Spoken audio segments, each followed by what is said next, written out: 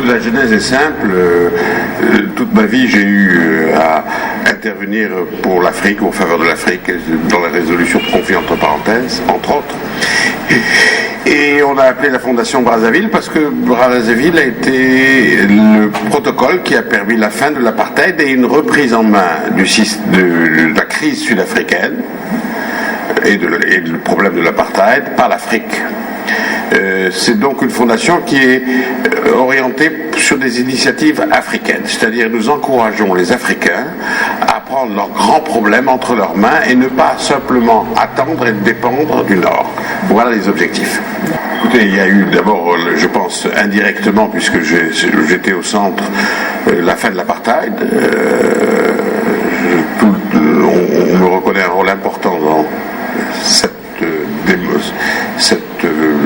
lutte contre l'apartheid, mais dès que la Fondation Brazzaville s'est installée, il y a 3 ans maintenant, 4 ans, elle a créé le Fonds Bleu, elle a fait la promotion du Fonds Bleu, qui est un fonds d'investissement pour la protection des rives du bassin du Congo et de ses populations. Et nous avons eu la chance et la joie de voir 14 pays y adhérer et 14 pays africains, seulement africains. Ce fonds est maintenant lancé, il a eu le soutien de l'ONU et nous allons, j'espère, voir ses premiers résultats dans les mois qui vont arriver. Donc c'est quelque chose qui nous a pris beaucoup de temps, convaincre 14 pays de signer un accord supranational pour la défense des populations de toute la région. Nous sommes également bien entendu lancés sur le problème des faux médicaments, que nous avons annoncé notre intention de lutter contre ces faux médicaments lors du 25e anniversaire des accords de Brazzaville, ces accords qui ont permis la fin de l'apartheid. Et voilà, maintenant nous sommes en plein et nous venons de réussir notre première étape, parce que ça n'est qu'une première étape, qui va être le sommet de Lomé. D'une façon un peu facile, je vais vous dire que j'aime l'Afrique et que j'ai vu ce fléau avoir lieu sans que l'opinion publique et les populations concernées soient au courant. C'est quand même 900 000 morts en Afrique par an, dont l'OMS, l'Organisation mondiale de la santé, estime que par an, il y a plus de 120 000 enfants de moins de 5 ans par an qui meurent par le fait d'administration de faux antipaludéens. Donc, comment faire? Alors, les élites, les scientifiques sont au courant depuis très longtemps de ce drame qui mange l'Afrique. Mais personne ne sait très bien comment s'y attaquer. Et la Fondation Brazzaville voudrait être la première à initier, et c'est pour ça qu'on appelle l'initiative de Lomé, à initier des actions concrètes pour lutter contre les faux médicaments.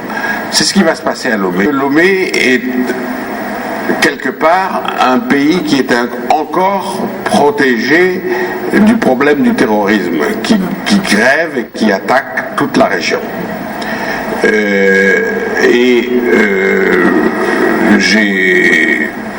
Nous avons fait des études très sérieuses sur l'influence directe du trafic des faux médicaments sur le terrorisme. Le terrorisme est en grande partie financé par les faux médicaments, comme il l'avait été par le trafic des cigarettes ou de la drogue ou des êtres humains. Lomé est quelque part au centre de ce monde qui est en danger actuellement. Et c'est une des raisons pour laquelle nous avons choisi Lomé, et je remercie le président vraiment sincèrement d'avoir accueilli ce premier sommet qui va être, j'espère, suivi d'autres. Lomé, ça n'est pas un sommet, c'est une cérémonie de signature qui va engager les signataires à agir. C'est toute la différence. Alors, sur quoi les présidents présents vont s'engager à agir. Ils vont s'engager à agir d'abord en criminalisant ce trafic, car dans de nombreux pays, ce n'est pas punissable, ou punissable par des amendes. c'est une contrefaçon, donc c'est des règles applicables aux contrefaçons qui s'appliquent, c'est des amendes douanières ou autres. Donc on va unifier, on va essayer d'unifier toutes les législations, d'abord de nos 5 pays qui sont signataires, ils sont d'accord, et permettre aussi des échanges transfrontaliers d'informations et de poursuites. Ceux qui vont toucher aux faux médicaments, vont accepter le risque d'une criminalisation et d'une pénalisation très grave. Nous espérons que les lois seront très dures parce qu'ils tuent. Et comme vous le savez, malheureusement, ce trafic est directement lié à la corruption qui corrompt depuis le début jusqu'à très haut. Et il faut que tout le monde comprenne que cette corruption qui permet à ces produits de rentrer dans le pays et à tuer doit cesser. Et ceux qui participent doivent être pénalisés. C'est la première fois. Le deuxième point, ça va être une coordination entre les États. Ils vont signer un accord de coordination entre les États pour passer aux étapes suivantes. Et d'ailleurs, le sommet de Lomé va encourager d'autres États de venir s'associer et de signer ce protocole. Souvent dans la vie, la chose la plus importante, c'est de commencer à faire quelque chose. Nous voulons passer de la partie passive, qui était de constater, des conférences sur les faux médicaments, il y en a dans le monde entier, l'ONU s'y intéresse, l'OMS s'y intéresse, beaucoup d'organisations s'y intéressent, mais ils ne sont là que pour donner des chiffres, des statistiques, ils n'agissent pas.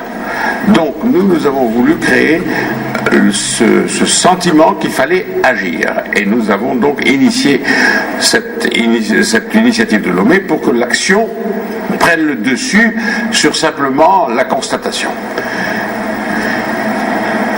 Ça va être suivi d'autres choses. Ça va encourager d'autres à venir se joindre à nous.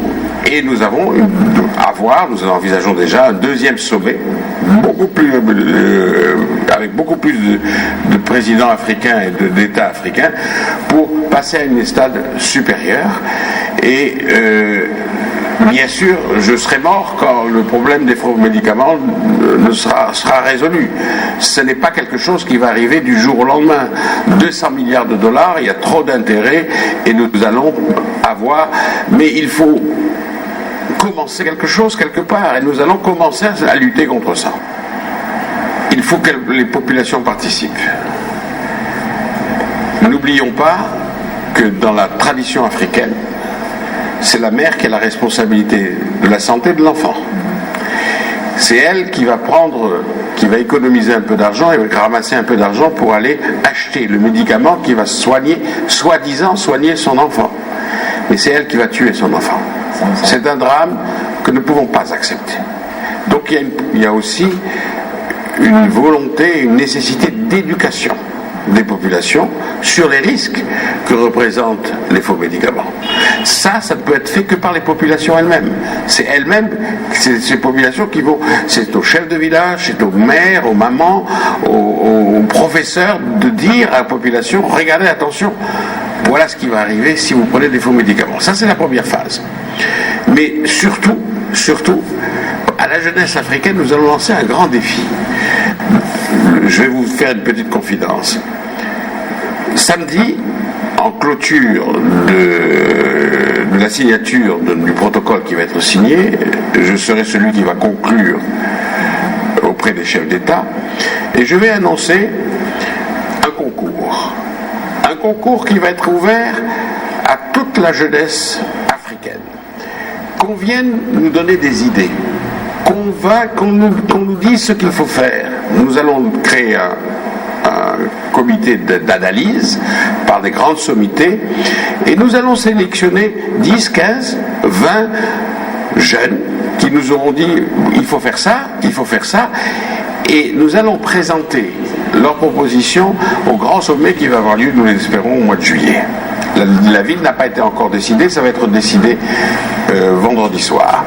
Donc, vous voyez, il faut que la jeunesse aussi nous aide et nous donne des impulsions et nous permette de lutter contre ce fléau.